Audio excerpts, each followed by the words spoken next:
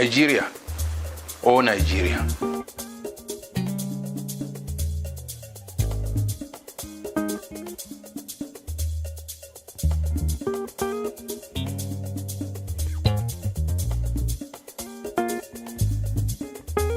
Fixing a country with destroyed immunity. I want to start this with some quotes.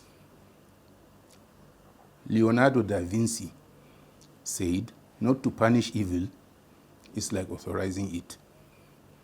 Then we have Baron de Montesquieu, who said, and I quote, "When the laws have ceased to be executed, as this can only come from the corruption of the Republic, the state is already lost." Closer home, Sheikh Uthman Danfodio said, "A kingdom, that's a nation, can endure with unbelief, but it cannot endure with injustice." Leonardo da Vinci was an Italian with encyclopedic learning. There was no branch of knowledge that he didn't touch. His achievements, diverse interests, personal life, and empirical thinking always spark interest and admiration, even today. Baron de Montesquieu, or just Montesquieu for short, was a French judge, man of letters, historian, and political philosopher. The theory of separation of powers is based on his work.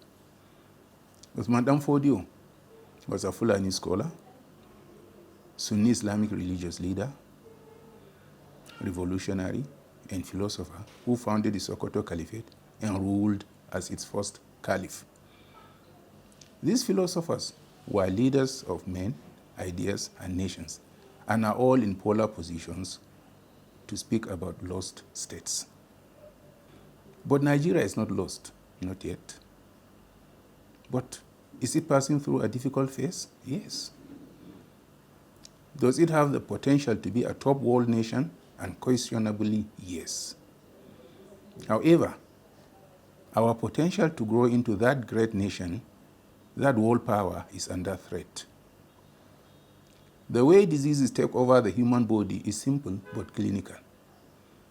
It is by immunity destruction. We may see viruses as single cells, but they are intelligent. They first attack the soldiers that protect our lifebloods, that's the white blood cells.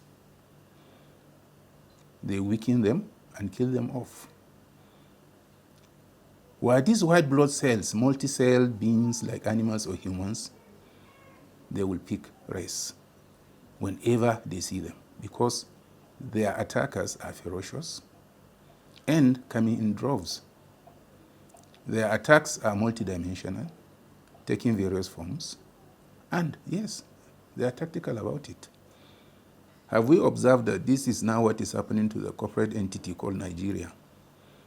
When Boko Haram started, they aimed at demoralizing the security forces into believing that wearing the uniform was an act of bravado. Many wore mufti as underwear and sprouted beards so that when they remove and throw away their uniforms during attacks, they can blend with ordinary civilians. When the Eastern Security Network, the armed wing of the Independent People of Biafra, that's IPOB, started, it too had security agents among its topmost targets. And so nothing is surprising if bandits, that's Boko Haram with another name, are targeting security agents. Just as the human body becomes vulnerable to opportunistic illnesses when its immunity is lowered, so does any nation succumb when its military is overwhelmed. And so, before any country is taken, its army must first be subdued. The day those who should protect the people run away, protecting just themselves, is the day the country will tip over. May we never witness that day.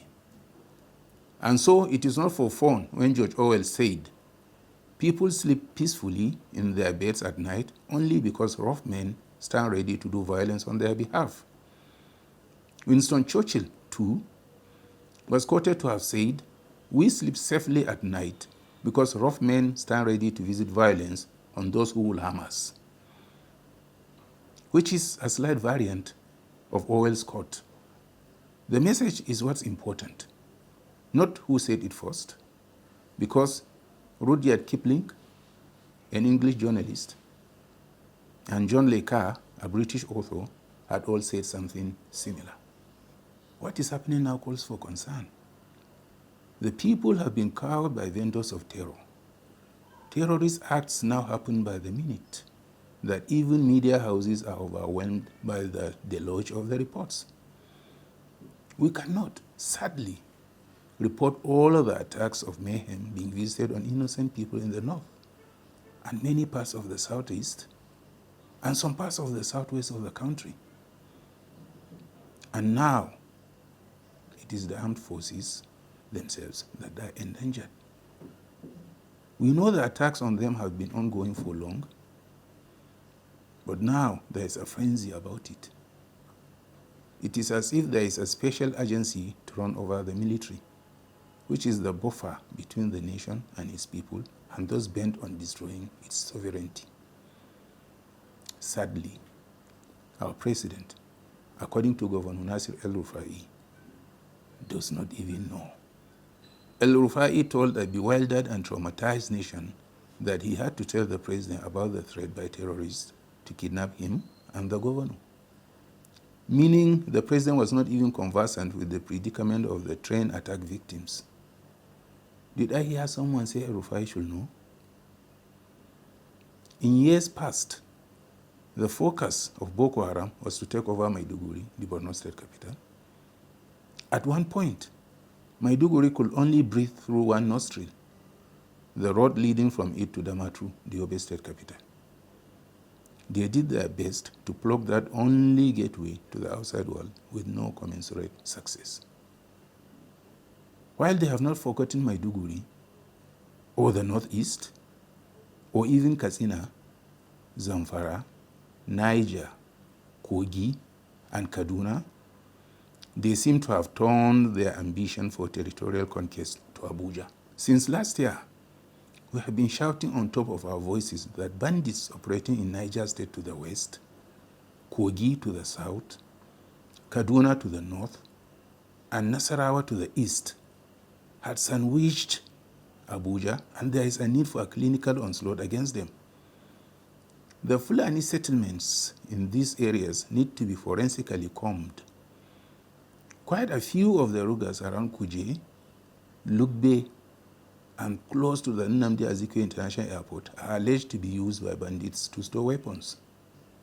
On February 1st, 2021, in the piece entitled Mandela and the Parable of the Fulani, I wrote on this page, and I quote, "But there is also something wrong with the North. It lacks a leader. It lacks focus. And it lacks vision. Most of the Fulani terrorizing Nigeria now could have long been engineers, medical doctors, professors, lawyers, journalists, etc. The regime of General Ibrahim Badamasi Babangida started what it christened nomadic education. Under it, there were many things involved that could have changed the way the Fulani live. But because most of our leaders were short-sighted and prioritized lining their pockets, they never took that program seriously.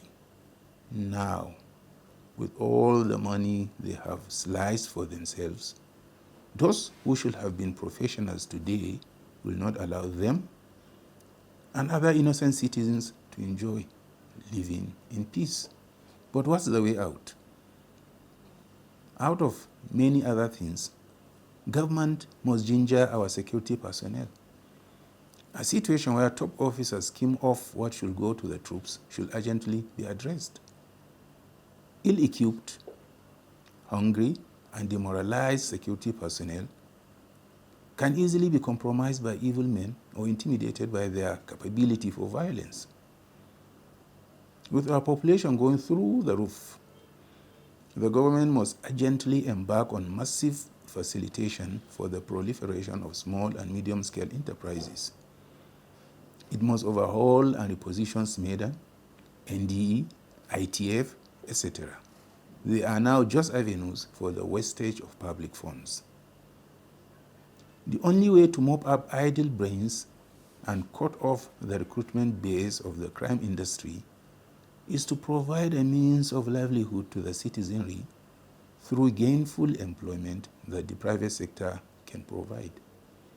And the government must not only take the education of the citizenry with the seriousness it deserves, but it must also overhaul the curriculum. Our education must be skill acquisition based from kindergarten. A situation where a school graduate, even at primary level, cannot be self-employed is detrimental to national security and growth. Then the government must be just and be seen to be that, and fair to all, irrespective of ethnicity, religious leanings, or political affiliations. Crimes must not be ignored, and no criminal should go unpunished. When God has not pardoned a renegade, no man should pardon him, rehabilitate him, de-radicalize him, and set him free, while the victims of his mayhem have not been given justice and comparable compensation. It is also high time the government explored the strategy of mobilizing our youths to form a people's militia to complement our military. After successfully completing their assignments, they can be absorbed to be part of national defense strategy. And it should also form a special force, as Colombia did, to extricate itself from a situation similar to, if not worse than ours. Everyone must have a stake in protecting the nation. This fight is now a do-or-die one that cannot be left to the army or police alone. I shall conclude with the quote from George Patton. He said, "The soldier is the army. No army is better than its soldiers. The soldier is also a citizen. In fact, the highest obligation and privilege of citizenship is that of bearing arms for one's country." Thank you.